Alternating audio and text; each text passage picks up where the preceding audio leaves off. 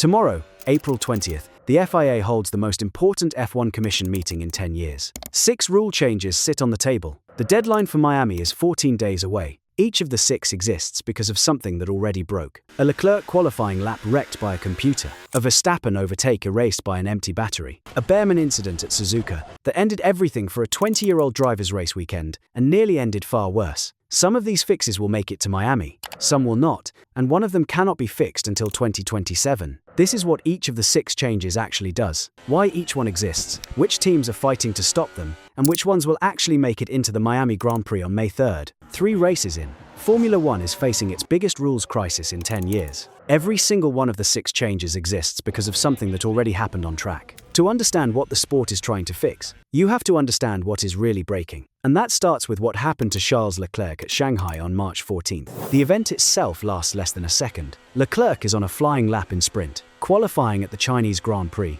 running purple sectors, on a lap that looked like pole pace before it fell apart. He comes out of turn 10, the back of the Ferrari steps out, and he lifts his right foot by a tiny amount to catch the slide, more like a shake through the pedal, the kind every driver makes dozens of times per lap without a second thought. His throttle input briefly drops to around 95% instead of fully pressed down. Under the 2026 rules, the car's low-power rule kicks in when the throttle stays above 98% for at least 1 second. The moment Leclerc's foot moves below that line, the sequence resets. The computer burns stored power earlier than his engineers planned. By the time he reaches the back straight, the battery is empty. His top speed drops from 329 km per hour to 320. On the timing screens, that turns into about 0.3 of a second. Gone. He qualifies 6th for the sprint, more than a second off pole. A lap that should have put him on the front row puts him in the 3rd row. In the paddock after, Leclerc is unusually direct. He calls the situation silly. Losing half a second because of a 2% throttle drop, in his own words, is kind of nothing. 2 millimeters on a pedal. He is not alone in thinking it. 2 weekends later, at Suzuka, the same problem creates a much more dangerous outcome. On lap 22 of the Japanese Grand Prix, Oliver Bearman is closing on Franco Colapinto's Alpine on the flat-out run to Spoon Curve. Colapinto is not running out of battery. He is doing the opposite. He is charging on purpose, lifting the throttle on purpose to fill up his energy store for later in the lap.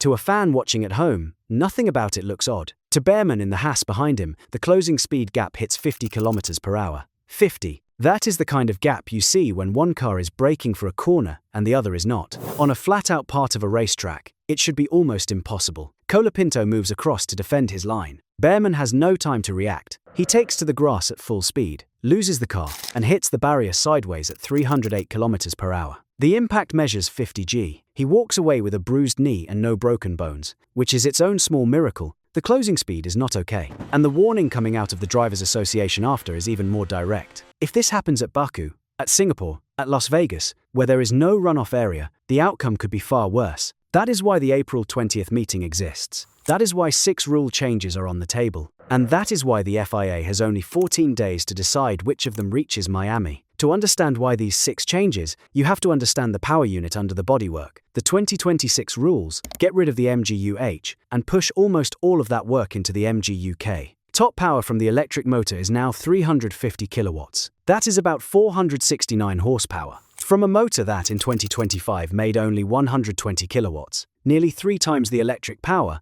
sent to the back wheels through a system that has never run this hard in a race before. The gas engine adds about 400 kilowatts. Together, the car makes just over 1,000 horsepower at peak, but only below 290 kilometers per hour. Above that speed, the electric motor starts to fade, hitting zero at 355 kilometers per hour. The battery has a usable size of 4 megajoules. At full power, that runs out in about 11.5 seconds. Here is where the problem gets impossible to miss. The rules allow up to 9 megajoules of charging per lap, already cut to 8 megajoules for Japanese qualifying as an emergency fix. To move that much energy in and out of a 4 megajoule battery, drivers cannot just drive the car. They have to manage it. They lift and coast on straights to charge. They use power hard in set windows. They treat the battery as something to save and spend, not a tool that works quietly in the background. The math does not work. The battery is too small for what the rules ask. Every single one of the 6 rule changes is a try at fixing different parts of that one big problem. None of them fixes it all the way. Some cannot be fixed at all before Miami.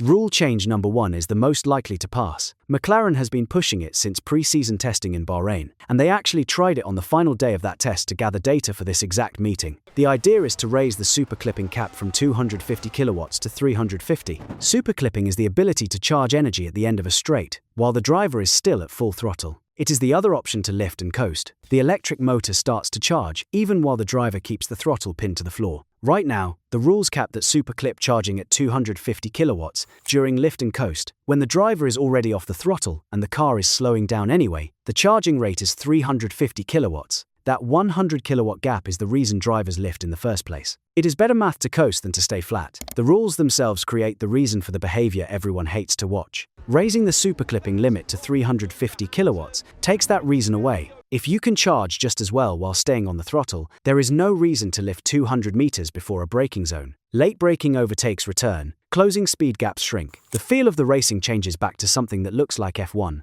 The Bearman incident gives this change the safety reason it needs to pass fast. Several team bosses have said they will support it for that exact reason. This is the one change almost everyone in the paddock agrees on. Rule change number 2 is where the fight gets harder. The idea is to cut the qualifying charging limit more. The first rule allows 9 megajoules of charging per lap. For Japanese qualifying, the FIA already cut that to 8 as an emergency fix. The question on April 20th is whether to cut it more, maybe to 7 or 6 megajoules for the rest of the season. The logic is simple. Less charging means less power use. Less power use means smaller speed gaps on straights. Smaller speed gaps mean the Suzuka situation gets harder to repeat, but the trade-off is real. Dropping the limit to 6 megajoules would cost about 2 seconds of lap time at some tracks. The cars would be clearly slower on TV, in a season where lap times have already let some fans down. The politics here are not clean. Ferrari and Mercedes are doing well with the current energy rules. Ferrari is openly pushing back on more changes, saying teams built their cars to fit the rules and should not have to rebuild them in the middle of a season. Mercedes is more careful, quietly admitting that qualifying needs a fast, brutal lap again. But Mercedes is also leading both championships. Asking them to vote for changes that might erase their lead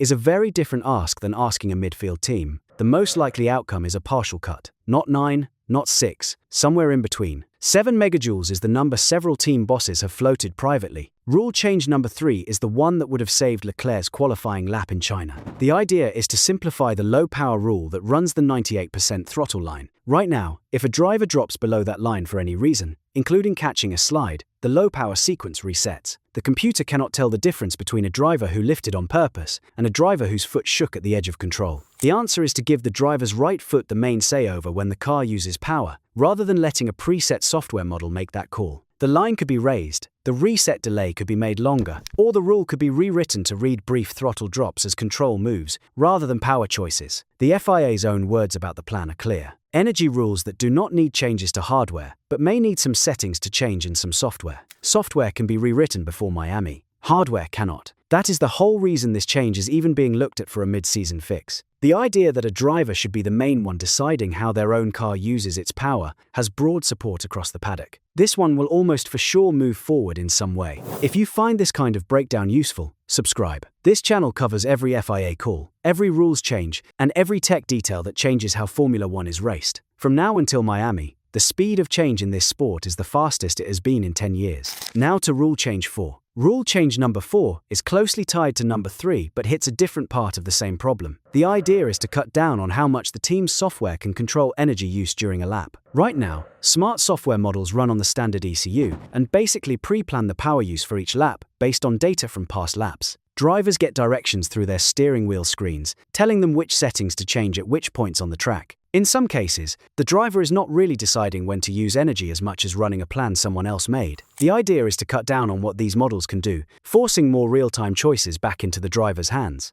McLaren has already built a live energy screen into the steering wheel for this exact case. If the rules force drivers to make more live calls, the teams with better driver info tools have a leg up. That is why McLaren is openly backing the change, and why other teams are quietly fighting it. The question under this one is deeper. Should a Formula One driver be the main one making the calls, or should a driver just run through calls already made by engineers? Cutting software control could bring the sport back to something more driver-led. It could also add a layer of the unknown that makes worse racing, not better. Every team in the paddock runs sims on how their drivers would do with less software control.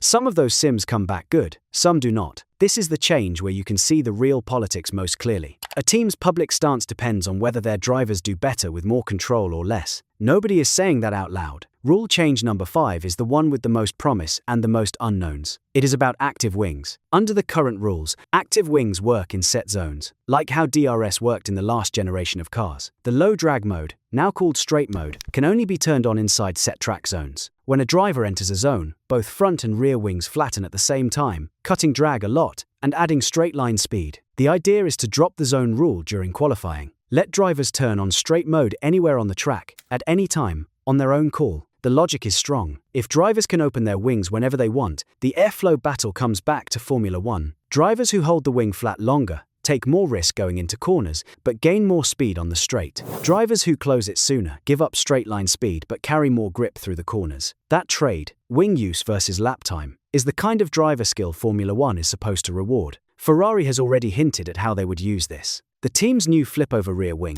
the so-called McLaren wing, is a 180-degree turn of the top flap that first showed up in practice at the Chinese Grand Prix. Lewis Hamilton called it flip-flop. It was pulled before qualifying when the speed did not match the plan. The McLaren wing only makes sense as an idea if drivers can use the full active wing range whenever they want. But the risk is real. The zones exist for a reason. A driver who gets the timing wrong on closing their wings, hitting a high-speed corner with less grip than they thought, could cause an incident much worse than the speed gap crashes the current rules have already made. Letting drivers decide when they have enough grip for a 280 km/h corner is a very different safety call than letting them decide when to push a DRS button on a straight. Whether this change reaches Miami is the biggest open question of the 6. If it does, it will almost for sure be limited to qualifying, not to racing. Even if it passes the April 20th vote, it most likely will not be put in place until Barcelona in late June. There is just not enough time to check the safety side before Miami. Rule change number 6 is the most honest thing in the whole package. Raising the fuel flow limit would add more gas engine power and cut the car's reliance on battery use. More power from the gas engine means less need for the electric side. Less need for the electric side means the closing speed gaps shrink without having to cut energy charging. In tech terms,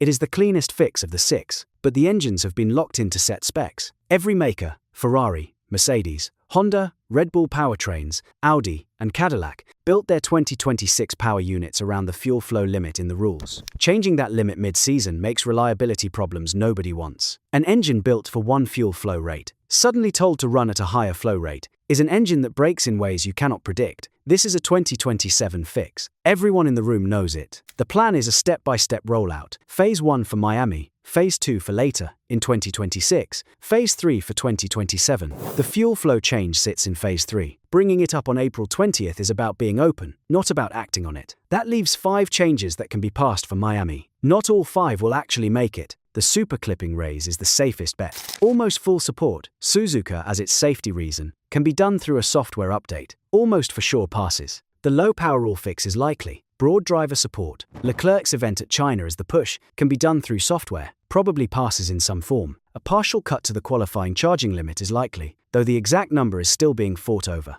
9-7 or 9-8 is doable. 9-6 is unlikely to get enough votes. The software control cut is possible but splits the paddock. McLaren pushing for it, Ferrari and Mercedes careful. Could pass in a small form. The free active wing is the wild card. Exciting on paper, hard to get through politically, risky on safety. If it passes only for qualifying, and maybe only from Barcelona on. The fuel flow change does not make Miami. It was never going to. The politics under the April 20th vote are the story nobody is telling clearly. Ferrari and Mercedes, the 2 teams leading the championships, have the most to lose from big changes. A call that reshuffles the energy order in the middle of the season helps the teams behind, which is why McLaren and Red Bull are the loudest voices pushing for fast action. The midfield teams are split. Haas wants the safety changes passed yesterday. Racing Bulls wants careful, step-by-step changes. Williams and Alpine vote based on each rule as it comes up. Ferrari's stance is really interesting. The team is openly pushing back on more mid-season rule changes, saying on principle that teams build cars to the rulebook as it is. But Ferrari is also the team with the Macarena wing, the team that gains the most if active wing rules loosen up. Their public stance and their tech program point in different ways. That is not being two-faced. That is politics. What happens on April 20th is not a tech call. It is a political one dressed up in tech words. Each team's vote reflects its current championship spot, as much as any real view of what makes good racing. Miami, on May 3rd,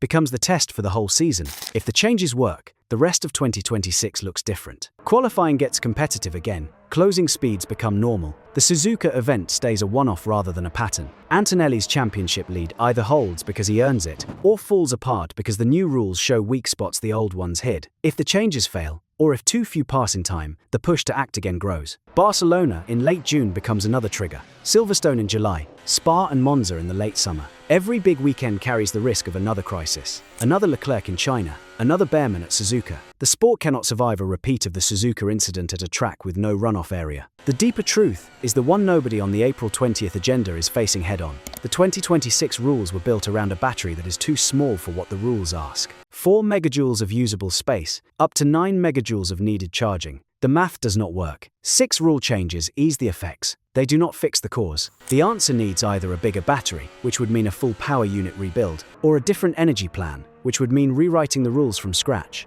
Neither can happen inside one season. Neither can happen in 2027 either, given the engine freeze rules. The earliest real chance for a deep fix is the 2030 rule set. What can happen is what the FIA is trying: smaller, software-based fixes, Phase 1 before Miami, Phase 2 before mid-season, a 2027 fix for everything else. It is a patch, not a rewrite, and the people behind it know that. They are buying time, not solving the problem. Whether it is enough is the question Miami will answer. Whether Verstappen can make an overtake stick without losing the next straight. Whether Leclerc can save a slide without losing a qualifying lap. Whether Antonelli's lead is because Mercedes got the rules right, or because nobody else has figured out how to make the rules work. Whether the racing starts to look like Formula 1 again, or whether the call that sticks is that the sport has become fake. The April 20th meeting decides which of the 6 changes gets a chance to matter. May 3rd decides whether any of them really did. Subscribe. Every step from the FIA call through race day in Miami, broken down the same way.